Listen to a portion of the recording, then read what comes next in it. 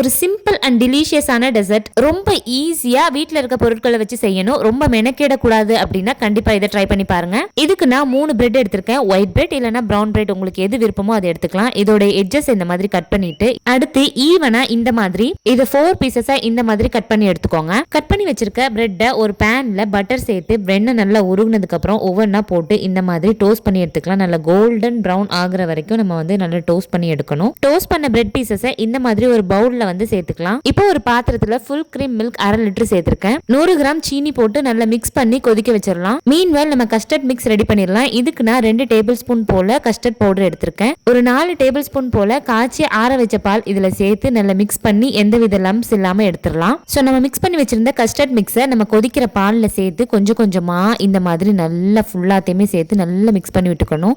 இது கொஞ்சம் கொஞ்சமா திக்காக ஆரம்பிக்கும். ரொம்ப திக்காகாம இந்த ஸ்டேஜ்ல எடுத்து நம்ம பவுல்ல அப்படியே சேர்த்துடலாம்.